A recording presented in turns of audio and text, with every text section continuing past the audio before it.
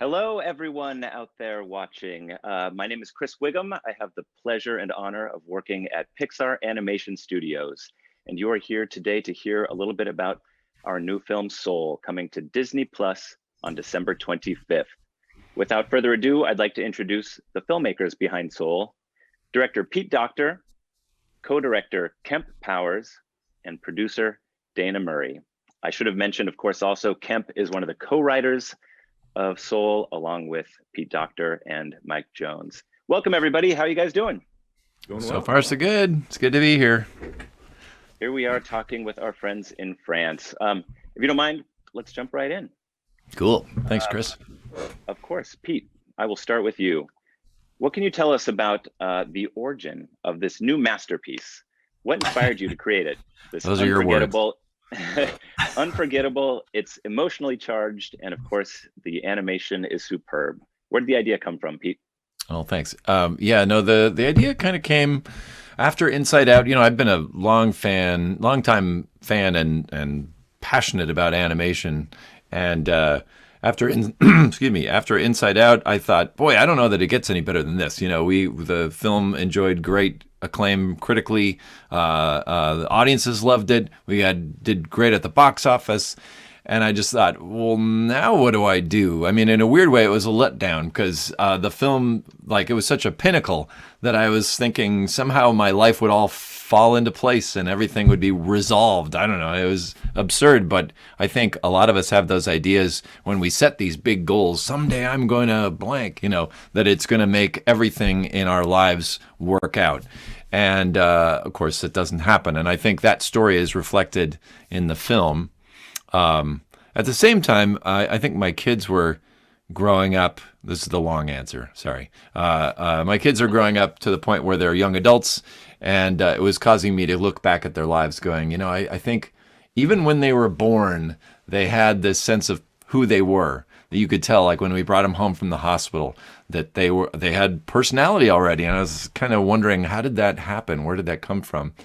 And thought of a place that maybe formed those personalities, that gave us those attributes. Of course, we ended up calling it The Great Before. I think it was Lindsay Collins who came up with that name, by the way. Do you remember that? Anyway, No.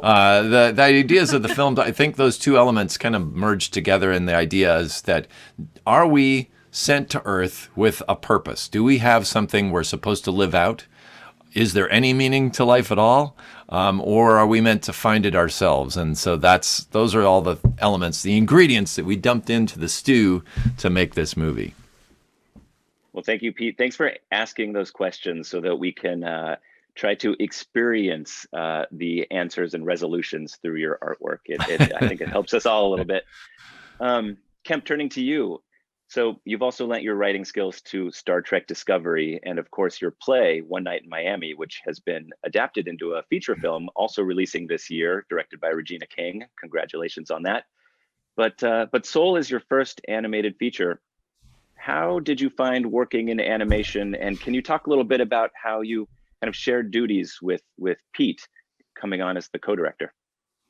Sure. I mean, animation was, while it was my first animated film, I got to say, like, being a longtime fan of Pixar films and a longtime fan of animation in general. I mean, the very first creative writing I did was actually independent comic books going back to college. For me, it felt like a natural fit. I think one of the biggest differences between live action and animation is just the collaborative nature of it, the sheer volume of people. In live action, screenwriting is a very lonely pursuit.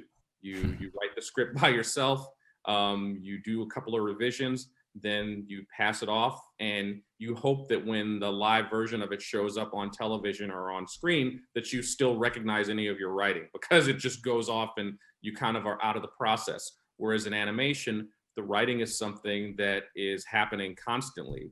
Honestly, I don't think we really kind of assembled our entire script together until the very end of the process, because we're working in sequences out of order.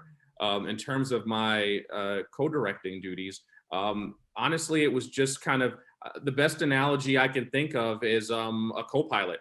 When you hop on an airplane the pilot sitting up there and the co-pilots sitting next to him or her, and I was pretty much just Pete's co-pilot. So pretty much every creative meeting, whether it was character design, sets, a lot of casting, edit, dailies, I'm there offering my opinion right alongside Pete's. So and in some cases my opinion is very similar, and in other cases I think it's a differing opinion, and then we have a bit of a discussion about which is the better way to go.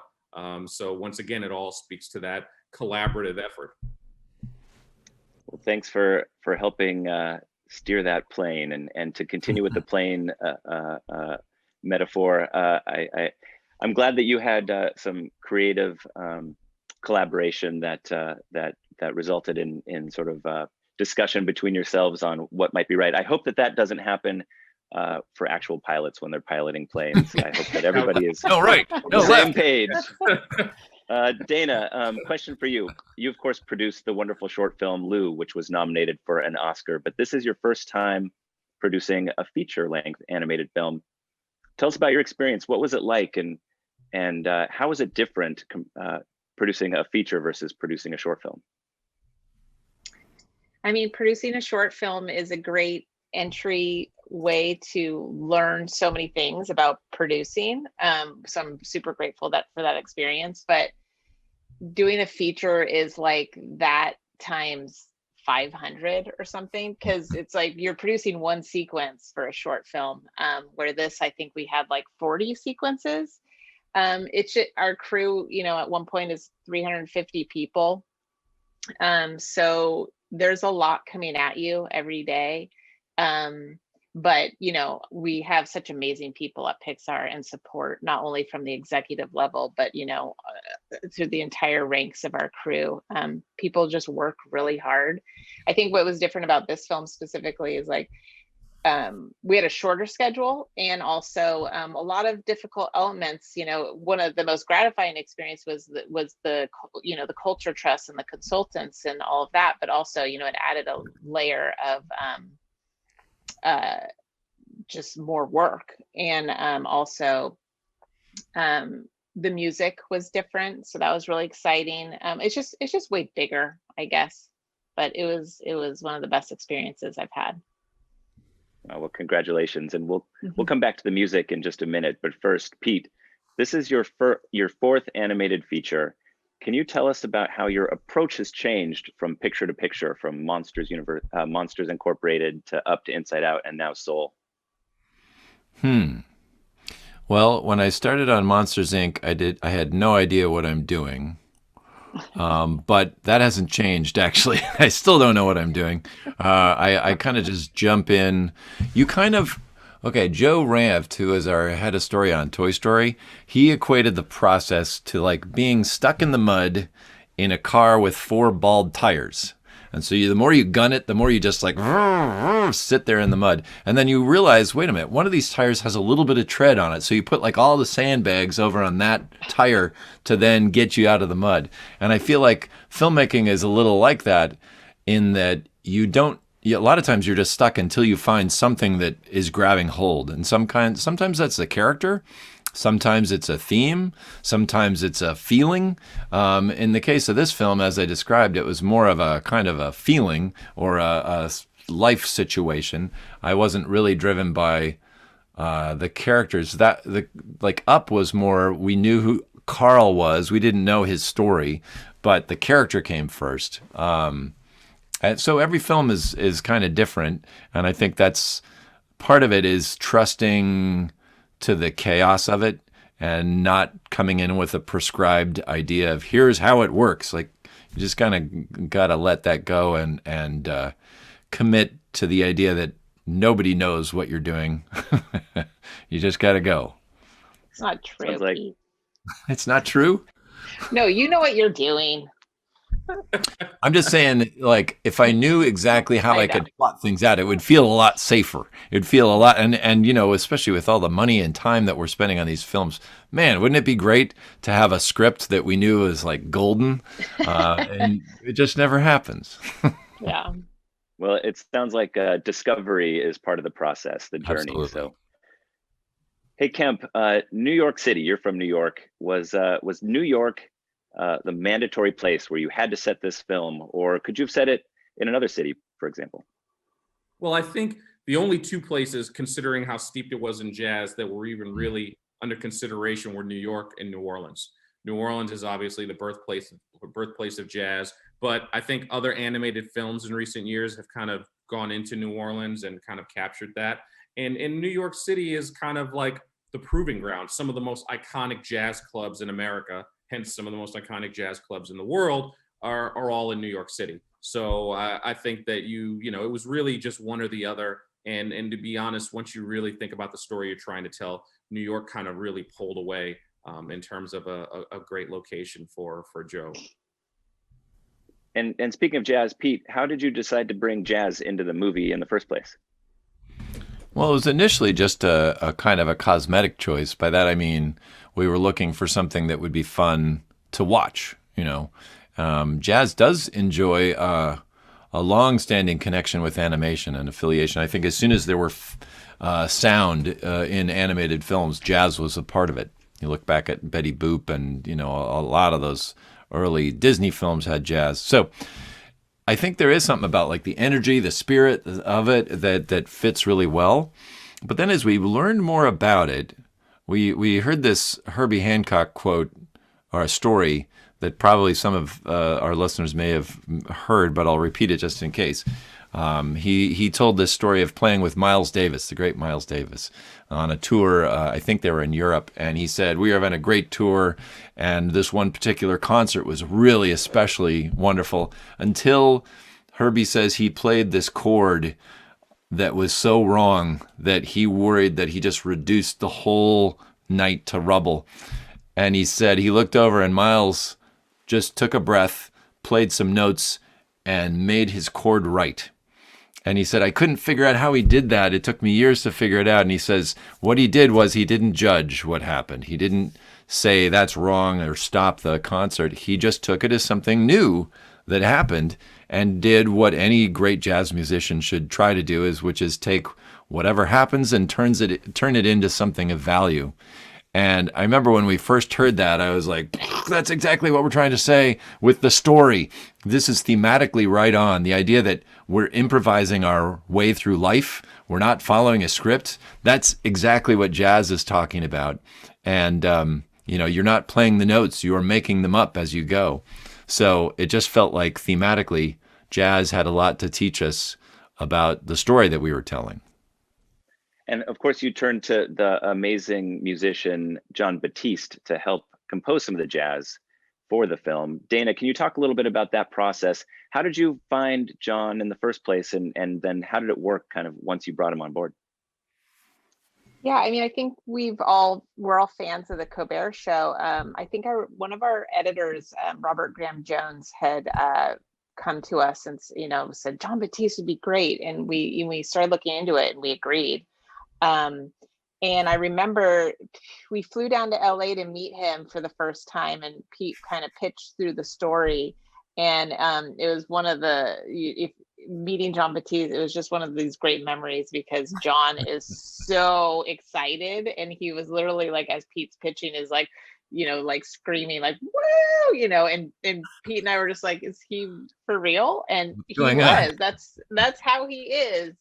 And he ended up being such an amazing partner and collaborator, not only as a cultural consultant and educating like our crew on jazz culture, Black culture, history, but obviously he's just a genius as a musician. And it was great because we needed his performances to even animate those scenes with the music. And so we got a bunch of cameras in there and we're able to film all of it to hand off to the animators. And he's one of the great partners of the film.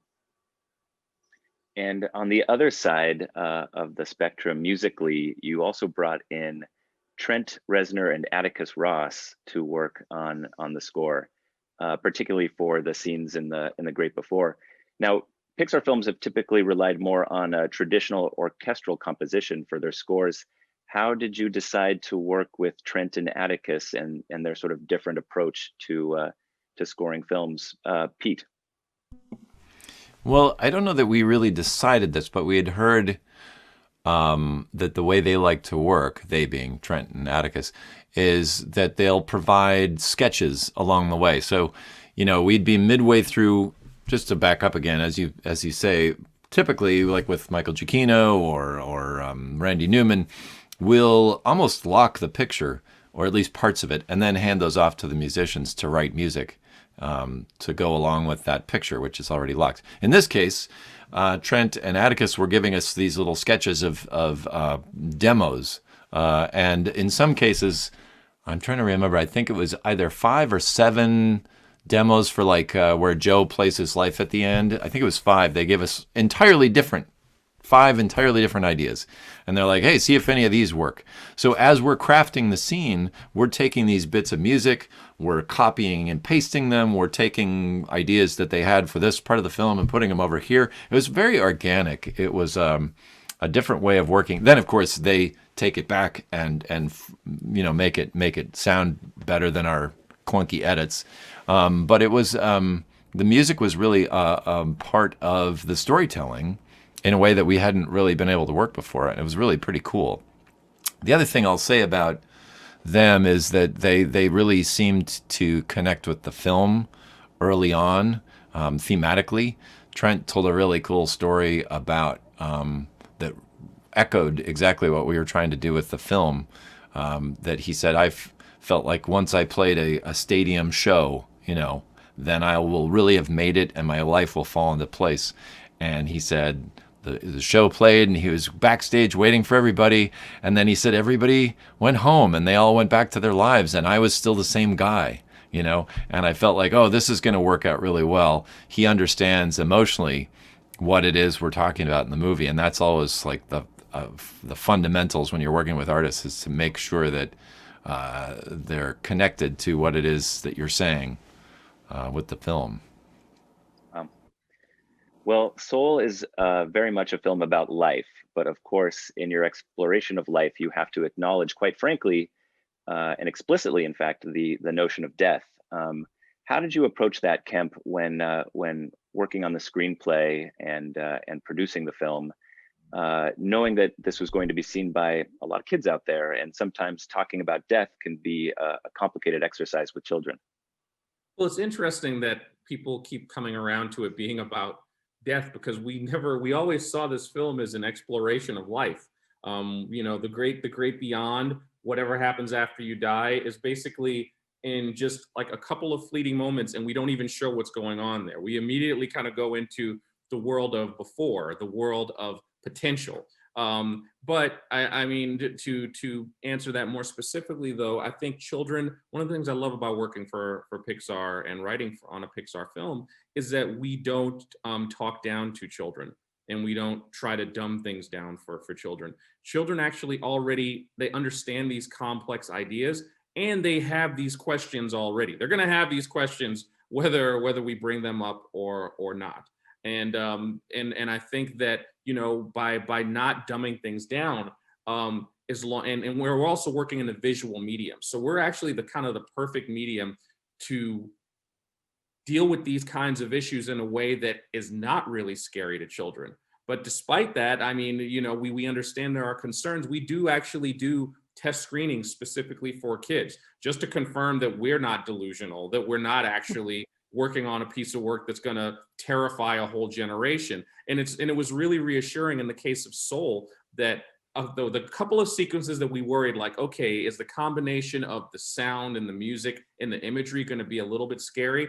Kids weren't even fazed at all. And in terms of the complexity of the story, afterwards we would have a conversation with the parents, and the parents would say, I really love this film, but I'm not sure if these ideas are too complex for my child, or if they're going to understand it, or if it's going to be disturbing, at which point the child would inevitably cut off the parent and explain in vivid detail everything the parent just said the kid wasn't going to be able to understand. So I think that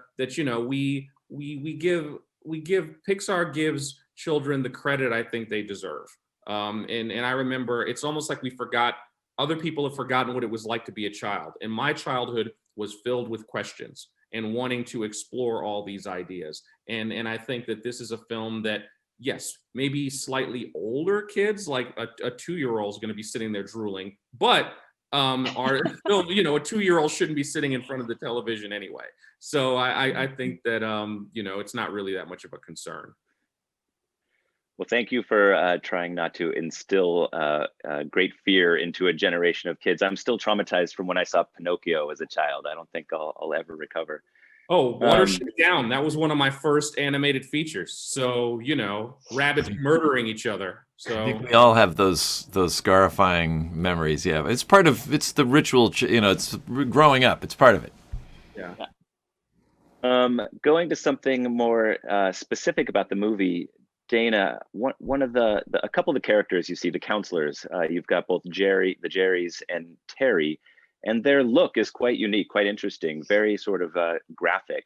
How did you approach the character design for those characters? What was the inspiration behind the look of them? Yeah, I think we looked at, you know, a lot of modernist sculpture and Picasso and some different artists, but I think it was Afton Corbin, who was one of our story artists, who had gotten the script, and the script hadn't really defined what the characters looked like at all. So she started drawing them just as these really cool, as you see in the film, like lion characters, and it was kind of intriguing. We're like, well, we've never seen that before, which was really exciting. And then she brought in to show one of our character artists, Deanna. I'm always going to say her name wrong. Marzialese. Marzialese. Okay, I'll butcher it, but anyway, she's Sounds fantastic. And she came in and she literally, like, she saw what Afton was drawing, and she's like, and she had never done wire sculpture, but she immediately was like, oh my gosh, I got to sculpt these in wire. So I don't know if she got coat hangers or what, but she just started playing with wire, sculpting these amazing characters, and brought them into an art review, and we were all kind of just blown away, because she turned the lights off and took her iPhone light and was moving the light around these wire sculptures, and just the shadows and the perspective that we were seeing and how they would change when she moved the light was really exciting. So we were like, oh, this will be the easiest character. Let's give this to the characters department and hand it off, and the animators will love this. They'll fly through these shots. It ended up being the most difficult character, the second most difficult character of Pixar at all time, right behind Hank, the octopus in Finding Dory. So, yeah. And I think just a shameless plug for Disney Plus, there's a series on Disney Plus called Inside Pixar. It's available now, and one of those episodes focuses specifically on Deanna Marzigliese and her approach. So check that out if you're interested. Their name. Shameless. Pete, did you talk with or consult any religious, psychological, or even philosophical experts when you were conceiving of and then working on the film? Yeah, we did. We brought in priests, rabbis, someone from Hindu tradition, Buddhism. We brought in a couple of shaman who had their drums and were going to take us on a journey. That was pretty interesting. Excuse me. And really what we were trying to learn from them, well, two things. One, at the beginning of the film making, there was a lot of concern that being given the subject matter, we might tread on some religious toes and beliefs and accidentally say something that would upset someone. So we were trying to avoid that, learn as much as we could. But also, we wanted to know what traditionally humans have considered that the soul, like what are the elements of the soul? So it would help us with the design and storytelling. And it was somewhat helpful in that, you know, I think most religions seem to agree that the soul is vaporous, it's invisible, ethereal, but that wasn't very helpful when it came time to design that, because that doesn't give me anything to grab onto. What we ended up doing was saying, okay, what if, I feel like the soul is a reduction, like an essence of who we are. I don't know about you, I don't feel like I'm just the meat that I am. I've obviously, my looks and hair and everything kind of contribute to that, but at the core of it, I kind of feel like we're more than that. And that's, I think, what the soul is. It's like the animating force and the essence of our personality and the seat of who we are. So we tried to follow that in designing the characters and the world. I will say that this is one of the more challenging design assignments I think we've ever faced at Pixar. And the way we solved it, Dana and Michael Fong and others created this bullpen where all the artists and technical folks would gather for hours at a time and iterate. And so, if you draw one of the souls, they look so simple that you're like, I don't think that's enough to hang my hat on. But we knew that the what the computer would bring would be such an essential part of the design that we needed to create this group where everybody would sit and sweat together in this room and iterate. So every week we'd come in and see the progress, and it was pretty astounding the stuff they were able to do, and the things we learned based on the experiment. So it was a lot of fun. Well, that sounds great. Unfortunately, that's all the time we've got for this Q&A. Thank you everyone out there for watching. I think it's safe to say that all of the time and attention that you put into the film, from cultural consultants to philosophical and religious consultants to your own collective genius and that of your crew, it really shows in the film. It's beautiful, it's an achievement. Thank you so very much. For everyone watching, Soul will be available on Disney Plus from December 25th. Thank you. Cool. We Thanks for having us. didn't get to ask Chris all of our questions. I We'll come know. back later for another one of these, and we'll do that. Thank you all. Pete, Dana, Kemp, Thanks. appreciate it. Cool.